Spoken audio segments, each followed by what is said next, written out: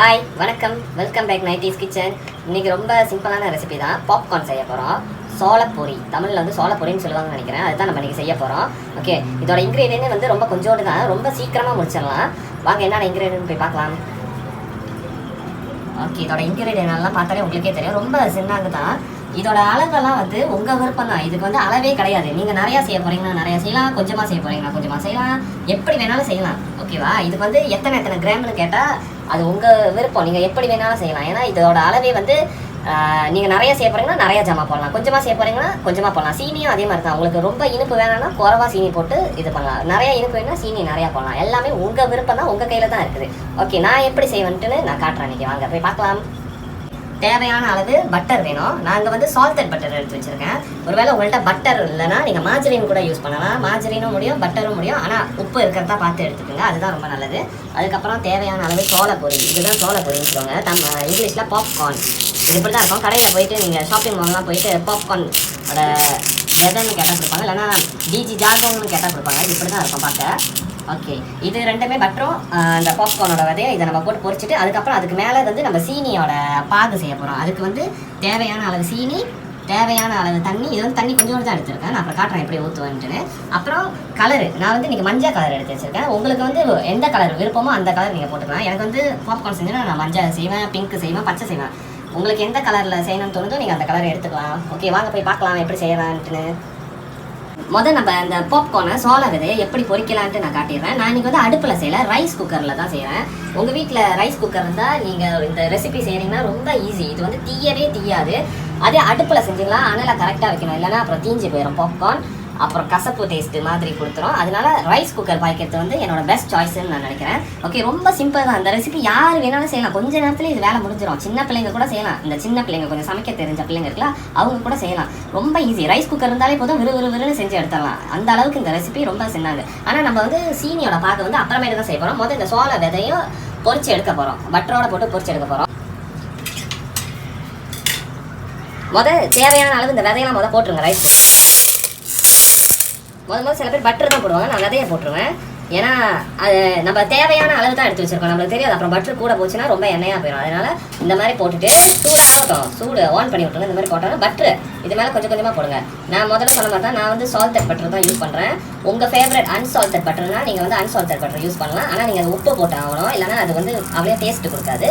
அப்படியே இல்லைனா margarine. Okay, butter இல்லைனா மார்ஜரின் எது வேணாலும் யூஸ் பண்ணலாம். நான் இன்றைக்கி வந்து சால்டட் பட்டர் தான் யூஸ் பண்ணுறேன். பாருங்க, பொரியுது. முதல்ல நான் கொஞ்சமாக போட்டு பார்த்துக்கிறேன் எவ்வளோ வேணும்னு. இந்த மாதிரி போட்டு நல்லா கிண்டி விடுங்க. அந்த பட்டர்லாம் மெல்ட் ஆகட்டும். முதல்ல எனக்கு இன்னும் கொஞ்சம் வேணும், நான் கொஞ்சம் அப்படியே எண்ணெயாக தான் போடுறேன்.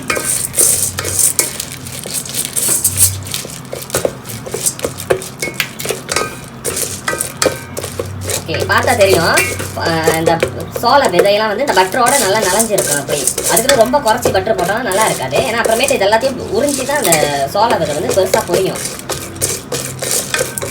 ஓகே, பார்த்தா தெரியும் உங்களுக்கு. இந்த மாதிரி இருக்கணும் கணக்குக்கு. இந்த மாதிரி பட்டர் உள்ளுக்கு எல்லாம் சோள விதையும் இருக்கணும். இந்த மாதிரி. ஓகே, இந்த மாதிரி ரைஸ் குக்கரை போட்டு இந்த மாதிரி கிண்டி விட்டு பட்டர் உருகிறனாலே நல்லா கிண்டி விட்டுருங்க. அதோட இது வந்து ரொம்ப நேரமாக போட்டு நீங்கள் கிண்டணும்னு அவசியம் இல்லை. ரைஸ் குக்கர் பச்சா ரொம்ப தின்னாங்க. அடுப்புனா நீங்கள் கொஞ்சம் நேரம் கிண்டணும். ஒரு சமயம் சொல்ல முடியாது, அது பட்டர் மூஞ்சியில் தெரிக்கிறதுக்கும் வாய்ப்பு இருக்குது, விறுவிறு சூடு ஏறிடுச்சுன்னா. அதனால என்ன பொறுத்த வரைக்கும் கேட்டிங்கன்னா ரைஸ் குக்கர் யூஸ் பண்ணுறது ரொம்ப ஈஸி. ஓகே, இந்த மாதிரி கிண்டி விட்டு பட்டர்லாம் பாருங்கள் மெல்ட் ஆயிடுச்சு. இந்த மாதிரி கிண்டி விட்டுட்டு ஒன்றும் இல்லை, சமராத்தாக ஆக்கி விட்டுருங்க. எல்லாம் ஒரே இடத்துல அந்த பட்டர் இருக்கிற இடமா அந்த விதையெல்லாம் நவுத்தி வச்சுட்டு பார்த்தா தெரியும் உங்களுக்கு. ஓகே, இந்த மாதிரி நவுத்தி வச்சுட்டு ஒன்றும் செய்ய வேணாம், இதுக்கு மேலே கிண்ட வேணாம், ஒன்றும் வேணாம். அப்படியே மூடியை போட்டு மூடிடுங்க. அதுக்கு அப்படியே பொறிஞ்சு மேலே தெரிச்சிக்கிட்டு வரும். நான் காட்டுறேன் எப்படின்ட்டு. ரைஸ் குக்கர் பாய்ச்சா அதான் ஒன்று ரொம்ப சின்னாங்க. ஒன்றுமே செய்ய வேணாம், மூடியை மட்டும் நீங்கள் போட்டு தட்டி விட்டுருட்டீங்களா, நீங்கள் பாட்டுக்கு விட்டுற வேண்டியதான். அதுவே பொறிஞ்சு அதுவே தெரிக்க ஆரம்பிச்சிடும். இதை விறுவிறுன்னு நீங்கள் செஞ்சிடணும். ரொம்ப டைம் எடுத்தீங்களா அப்புறம் கிண்டிக்கிட்டே இருந்து ரொம்ப சூடாகிடுச்சுன்னா பட்டுன்னு மூஞ்சில் தெரிக்க ஆரம்பிச்சிடும். அதனால எப்போ செஞ்சாலும் கொஞ்சம் கவனம். ஓகே, சம்டைம்ஸ் பார்த்தீங்கன்னா ரொம்ப சூடு ஏறிடுச்சுன்னா இது ஆட்டோமேட்டிக்காக நின்றோம். நீங்கள் என்ன பண்ணலாம், இந்த மாதிரி குச்சி வச்சு நீங்கள் தக்கான் பண்ணி விட்டுக்கிட்டே இருங்க, அது மேலே பொரியிற வரைக்கும். அது ஒன்றும் பிரச்சனை இல்லை, ஆனால் ரொம்ப ஈஸி. ஏன்னா இதில் செஞ்சு பார்த்து அது பார்த்தா தெரியும் உள்ளுக்கு வெடிக்கிறது.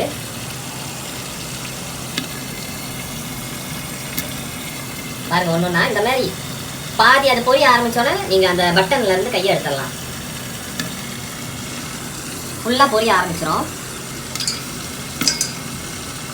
பாருங்க, வெடிக்கிறதுக்கு தெரியுது.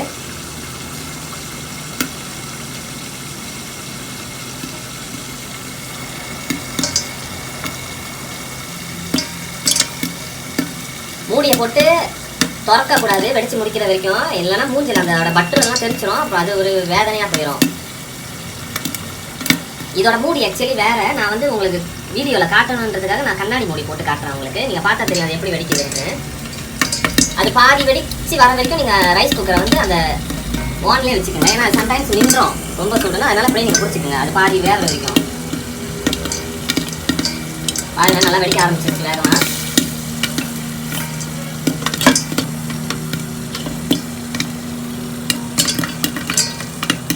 பார்க்க கொஞ்சோண்டு இருக்கு, அப்புறமேட்டு நல்லா வெடிச்சு கொஞ்சம் மேலே ஏறிடும்.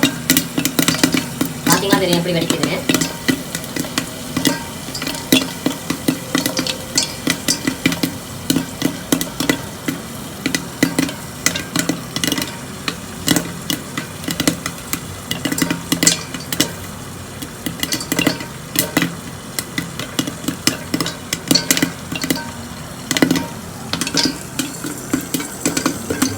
இதை விடலை, இது கொஞ்சம் வெடிச்சு முடிக்கிற வரைக்கும் வெயிட் பண்ணிக்கிட்டு இருக்கேன்.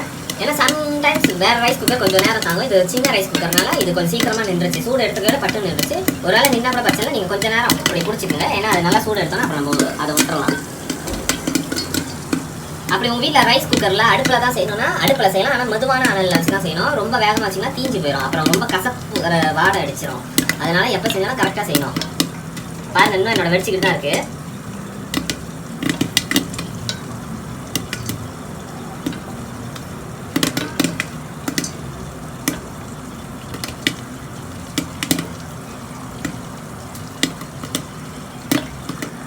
ஓகே, இந்த மாதிரி பாதியினோட வந்தோடனே நான் அந்த பட்டன்லேருந்து கையை எடுக்க போகிறேன். ஓகே, அவ்வளோதான். எடுத்துட்டிங்களா அது நார்மலுக்கு போயிடும். ஆனால் இப்பயே திறந்துடாதீங்க, ஏன்னா அது இன்னும் வெடிச்சு முடிக்கல. வெடிச்சு முடிக்கிற வரைக்கும் வெயிட் பண்ணுங்கள்.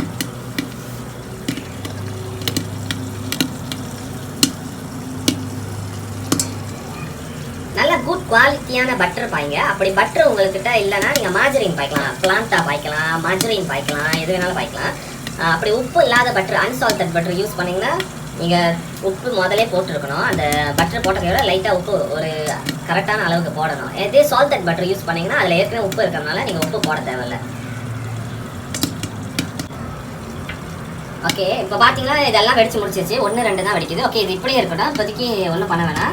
நம்ம அடுத்தது போயிட்டு அந்த சீனியை பாகு எடுக்கிறது எப்படின்னு பார்ப்போம். இது இப்படியே இருக்கட்டும். இது நல்லா வெடிச்சு முடிச்சோன்னா கொஞ்சம் நேரம் சென்று மூடியை நம்ம திறந்து விட்டுறலாம். ஓகே, வாங்க போய் பார்க்கலாம் எப்படி சீனியை பாகு எடுக்கிறதுன்ட்டு. ஓகே, சீனி பாகு எப்படி செய்யலான்ட்டு பார்க்கலாம். ஓகே, நாங்கள் ஒரு 4-5 டேபிள் ஸ்பூன் வரைக்கும் சீனி எடுத்துருக்கேன். அது தட்டியில் போட்டுருங்க. உங்களுக்கு நிறைய சீனி இனிப்பு வேணும்னா நிறையா போட்டுக்கலாம், கொஞ்சமாக வேணும்னா கொஞ்சமாக போட்டுக்கலாம். நாங்கள் ஒரு 5 டேபிள் ஸ்பூன் தான் போட்டிருக்கேன். ஓகே, கொஞ்சோண்டு தண்ணி ஊற்றிக்கோங்க. ரொம்ப ஊற்றாதுங்க, அப்புறம் ரொம்ப நேரம் அது திக்காக லேட் ஆயிரும். கொஞ்சமாக தண்ணி ஊற்றிட்டு அடுப்பை தட்டி விட்டுருங்க.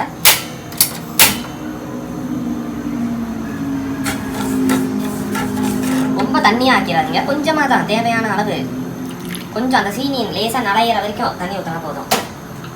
இதெல்லாமே வந்து ஒரு அகாவாக தான் நம்ம செய்யறோம். அதை பாப்கார்னை முதல்ல நான் பொரிச்சு அது தனியாக எடுத்து வச்சுட்டேன். இது முதல்ல இது பாக ஆகட்டும். அப்புறமேட்டு இது பாக ஆகணும் கையோடையே இதை நம்ம எடுத்து போய் அதில் ஊற்றி கிண்டி எடுத்துட வேண்டியதான். ஓகே, பார்த்தீங்கன்னா தெரியும் கொதிக்குது. ஓகே, இதுலேயே நான் மஞ்சள் கலர் போட்டுறேன். உங்கள் விருப்பம், நீங்கள் என்ன கலர் இந்த இதில் ஊற்ற போகிறீங்களோ நீங்கள் ஊற்றி செய்யலாம். கலராக சேர்த்தாந்தா கலராக நீங்கள் கலர் போட்டு சீனியை பாகு எடுத்து கொஞ்சம் கொஞ்சமாக போட்டு கிண்டிட்டு அப்புறம் ஊற்றலாம். நான் லேசாக மஞ்சள் கலர் ஊற்றிருக்கேன். ஓகே, இது நல்லா திக்காக வரைக்கும் வெயிட் பண்ணுவோம். ரொம்ப நேரம் பிடிக்காது, கொஞ்சம் நேரம் தான். அதே நீங்கள் தண்ணி ரொம்ப ஊற்றிட்டீங்கன்னா கொஞ்சம் டைம் இருக்கும்.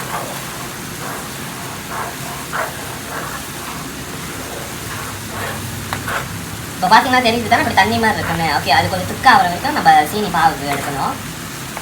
அதுக்குன்னு ரொம்ப திக்காக ஆகணுன்ட்டு அவசியம் இல்லை, ஒரு அளவுக்கு. ஓகே, நீங்கள் பார்த்தீங்கன்னா தெரியும் இந்த மாதிரி தண்ணியாகவே தான் இருக்குது. நல்லா கிண்டி விடுங்க. இந்த பாகு வந்து ரொம்ப திக்காக ஆகிற வரைக்கும் வெயிட் பண்ணக்கூடாது. நல்லா சீனி கரைஞ்சி ஒரு அளவுக்கு அப்படியே திக்காக ஆகிற மாதிரி இந்த சத்தம்லாம் அடங்கிடும். உங்களுக்கு தெரியும், முதல்ல தண்ணி போட்டு கொதிக்கிறது வேகமாக கொதிச்சிருக்கும். கொஞ்சம் நேரம் செஞ்சு சத்தம்லாம் அடங்கிடும். அதோட ஸ்டாப் பண்ணிடுங்க. அதுக்கு மேலேயும் நீங்கள் ரொம்ப நேரம் போட்டு கிண்டிங்கன்னா பாகு வந்து எல்லாம் இறுக்கி கிராஸாக போயிடும். அப்புறம் நரம் இருக்கும். பார்த்தாலே தெரியும் இன்னும் ஸ்கின் தண்ணியாக தான் இருக்குது.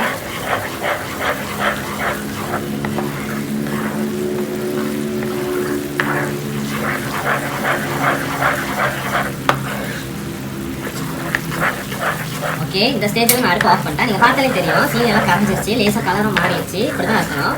நான் இதில் 1 டீஸ்பூன் பட்டர் போடுறேன்.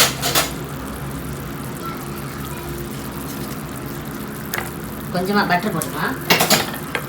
ஓகே, அடுப்பை ஆஃப் பண்ணிட்டேன். இதிலே போட்டு கிண்டிடுங்க. பட்டர் வந்து அந்த ஃப்ளேவரிங் தான் போடுறோம். அப்படி போட பிடிக்கலன்னா போட வேண்டாம், ஒன்றும் பிரச்சனை இல்லை. ஓகே, இதுவும் நல்லா கலந்தோடனே இப்படி இருக்கும் பாருங்க, அப்படியே சூப் மாதிரி இருக்கும், சுகர் சூப் மாதிரி இருக்கும். இப்படி இருக்கணும். ஓகே, அவ்வளோதான், வேலை முடிஞ்சு. நான் முதல்ல இந்த பெரிய பானைக்கு மாற்றிட்டேன். நல்லா அகலமான பானையாக எடுத்து வச்சுக்கோங்க, அதில் தான் ஊற்ற போகிறோம். ஓகே, இது அப்படியே எல்லாத்தையும் ஊற்றிடுங்க.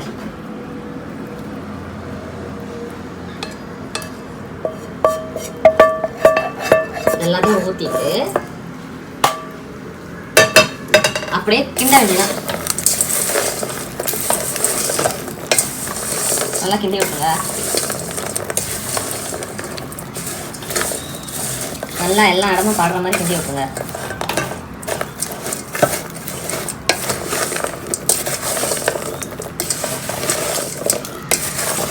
உங்களுக்கு என்ன கலர் வேணுமோ நீங்கள் எந்த கலர் வேணாலும் போட்டுக்கலாம். நான் நீங்கள் மஞ்சள் போட்டேன், உங்களுக்கு பிங்க் வேணால் மட்டும் சொன்ன மாதிரி தான். எந்த கலர் வேணாலும் போட்டுக்கலாம். நான் அடுப்பு எதுவும் ஆன் பண்ணல. ஜஸ்ட் அந்த சீனியை இது பண்ணிவிட்டு இதில் ஊற்றி கிண்டுற வேலை தான். அது கொஞ்சம் நேரம் செஞ்சு அப்படியே இறுக்கியமாக ஆயிடும். நல்லா எல்லா இடமும் பாடுற மாதிரி நல்லா கிண்டி விட்டுருவேன். இந்த மாதிரி அகலமான பாத்திரம் எடுத்தால் தான் முடியும், இல்லைன்னா கீழே கொட்டும். முதல்ல நான் சின்ன பானையில் வச்சுட்டு இதை பெரிய பானையை மாற்றிட்டேன், எனக்கு கிண்ட முடியாது. பார்த்தீங்கன்னா தெரியும், அடியில் சீனி எல்லாம் இறுக்கிடுச்சு. முதல்ல தண்ணி மாதிரி தான் கொஞ்சம் ஊற்றுற பாப்பா பாருங்க, அப்படியே இறுக்கிடுச்சு. இன்னும் கொஞ்சம் நேரம் அப்படியே கிராஸ் ஆகிடும். இது கொஞ்ச நேரம் நம்ம அப்படியே வெளியே வச்சு கொஞ்சம் ஆறணுன்னே அதுக்கப்புறம் நல்லா சாப்பிட்லாம். ஓகே, இதுதான் அந்த பாப்கார்ன். ஓகே, தட்டில் வச்சுட்டு காட்டுறேன் எப்படி இருக்குன்னு. ரொம்ப ஈஸியாக ரெடி ஆகிடுச்சு. பார்த்தாலே தெரியும், நான் மஞ்சள் கலர் போட்டிருக்கனால நல்லா மஞ்சள் அழகாக இருக்குது. உங்களுக்கு பிடிச்சமான கலரை போட்டு நீங்களும் செஞ்சு ஒரு டிபால் சாப்பிட்டு பாருங்கள். ரொம்ப சின்னங்க தான், பிள்ளைங்க கூட இந்த ரெசிபி செய்யலாம். எல்லாமே நம்ம இஷ்டம் போல தான், எவ்வளோ போடுறோமோ எவ்வளோ போட்டுக்கலாம். கூட போடுறதா இருந்தாலும் கூட போட்டுக்கலாம். ஸோ இதுக்கு அளவே கிடையாது. ஆனால் நீங்கள் அந்த பொரிக்கிறப்ப வந்து அந்த பட்ரு வந்து போடுறப்ப அந்த பாப்கார்னோட விதைக்கு மேலே இருக்கணும் பட்ரு. அப்போ தான் அதெல்லாம் நல்லா புரியும். இல்லைன்னா ஒரு சமயத்தில் பொரியாது, தீய ஆரம்பிச்சிடும். அதையும் நம்ம பார்த்துக்கணும். ஸோ ரைஸ் குக்கர் யூஸ் பண்ணி ட்ரை பண்ணுங்கள். அப்படி ரைஸ் குக்கர்லாம் அடுப்பில் மெது அனலில் வச்சு ட்ரை பண்ணி பாருங்கள். இது செய்கிறப்ப, இது வெடிக்கிறப்ப தயவுசெய்து மூடியை திறந்துடாதீங்க, எண்ணெயெல்லாம் மேலே தெரிச்சிடும். ரொம்ப கவனமாக செய்யணும் இது. ஓகே, இதுதான் அந்த பாப்கார்ன். முதல்ல பார்த்தீங்கன்னா இது இந்த மாதிரி பீஜியாக இருந்துச்சு பாப்கார்ன். பொரிஞ்சோன்னே இந்த மாதிரி ஆயிரும். செஞ்சு சாப்பிட்டு பாருங்கள், ரொம்ப நல்லாயிருக்கு. ஓகே, மீண்டும் அடுத்த ரெசிபியில் வந்து உங்களை பார்க்கும் வரை காத்திருங்கள். பாய் பாய் 90s கிச்சன்.